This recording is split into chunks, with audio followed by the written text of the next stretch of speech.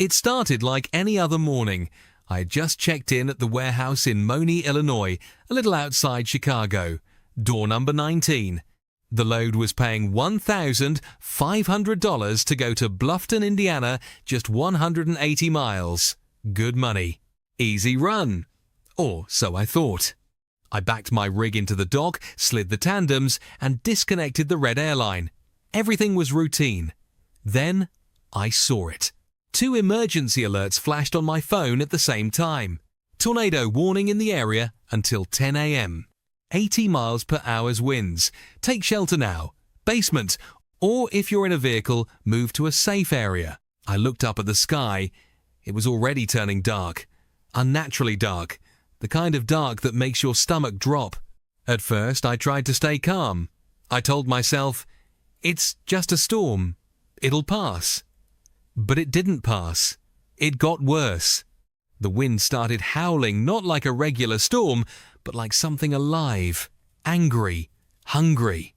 I was sitting in my truck, filming for my channel, when the first big gust hit. My truck loaded with about 25,000 pounds of trailer weight shook. Not a little tremor, a full-on sway. "Guys, this is really bad," I said into the camera. "Oh my God, the wind is moving the whole truck."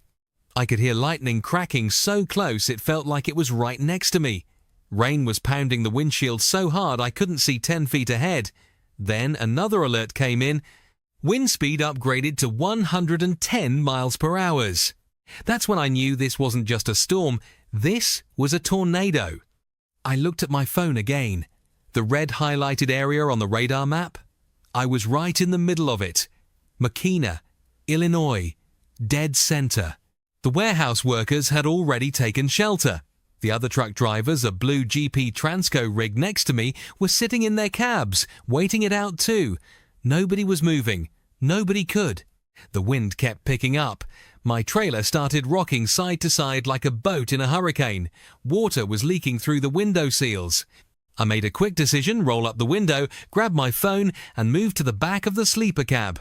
It wasn't much safer, but at least I wasn't sitting right next to the glass. "Guys, looks like the tornado is here," I whispered into my camera. "I'm probably going to put this window up. Don't want any more water coming in. I'm just going to go in the back and wait this out." I sat there in the dark cab, listening to the wind scream, feeling my rig groan under the pressure. I thought about my family. I thought about my last video. I had survived a severe storm in that one too. But this was different. This was terrifying. 2 hours. The storm lasted almost 2 full hours. When it finally started to calm down, I stepped out of the truck. The air smelled like wet earth and electricity. It was still raining, still some thunder rumbling in the distance, but the worst had passed. I looked around. The warehouse was silent. No lights, no workers, no forklifts. I checked my phone. 1:15 p.m. I'd arrived at 9:45 a.m. That meant I'd been sitting there for nearly 4 hours, and nobody had come out to tell me anything. I walked toward the warehouse. Nobody answered the shipping office door. I knocked again. Nothing. Finally, I found a lady, a forklift driver, heading to her car. "Are you the only driver still back here?" she asked. "No, there's 2 of us," I said. "I told my boss to let y'all go home, but the customer said, 'Wait it out. We don't have no lights.'" "No power?" "No. And they don't want to let us go home either." I couldn't believe it. They had no power. They couldn't load us.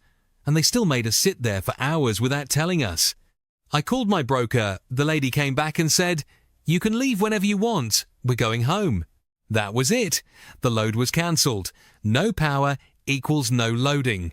The broker confirmed a TONU, truck order not used. I expected $400, it said so, on the rate confirmation. But when the broker called back, she said it would be $300. It's not bad for 5 hours of waiting, I told myself. That's $80 an hour, and I only drove 25 miles here and 40 miles back. But honestly, it wasn't about the money, it was about the storm, the fear, the uncertainty, the way my whole truck moved like a toy in the wind. On my way back to the yard, I saw the damage on Instagram.